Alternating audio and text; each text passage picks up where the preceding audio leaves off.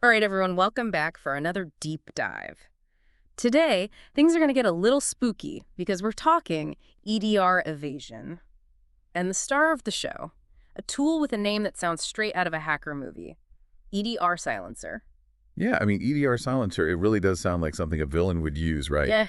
But unfortunately, it's very real. And we're going to unpack just how this tool is shaking things up in the cybersecurity world. Okay, so for anyone who isn't familiar with all the acronyms, EDR stands for Endpoint Detection and Response.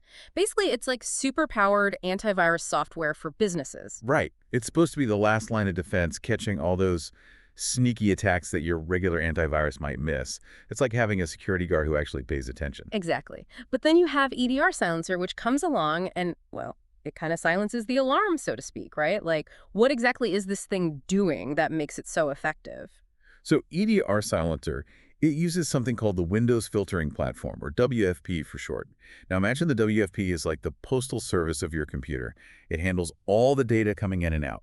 Okay, I'm with you. What EDR Silencer does is it manipulates those rules, so it's like intercepting those security alerts, the ones that are supposed to go to the security team, and it just makes them disappear. No warning, nothing. They're just gone. So it's not just turning off the alarm, it's like rigging the whole security system to stay silent. Exactly. And the worst part is this isn't some like off-brand tool.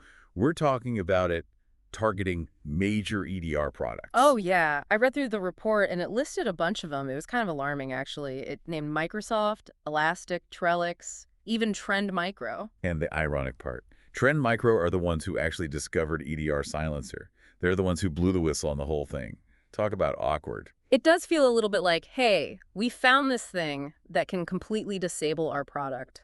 It's a tough break for them, sure, but honestly, it just goes to show you how this cybersecurity landscape works. It's a constant arms race. Every time someone builds a new defense, someone else is already working on a way to break through it. So this isn't just some theoretical thing, this EDR silencer. Like, are hackers really using this in the wild right now? Oh, absolutely. In fact, there's reason to believe that some pretty high-profile attacks, the ones that make the news, they might have involved EDR Silencer. It's that serious. So it's actually out there, making it harder to detect breaches and potentially leading to, well, more successful attacks. Exactly. And here's the kicker. This isn't even the only EDR killing tool out there. The report mentioned a few others, and these names are pretty ominous. Awkill, Ghost Driver, even one called Terminator. Terminator, seriously. Okay, that's just, it's like they're not even trying to hide it anymore. So, okay, this has been a lot to take in. What's the takeaway for our listeners? What can we do with this information, especially if we're not all cybersecurity experts here? I think the biggest thing is awareness. Just knowing that these threats exist, that the bad guys are always upping their game. It's the first step to protecting yourself. So it's not enough to just have the latest security software. We also need to be aware of how it can be bypassed and, how to spot the signs that something might be off. Absolutely. Stay informed, stay vigilant. Knowledge really is power, especially in the world of cybersecurity. Couldn't agree more.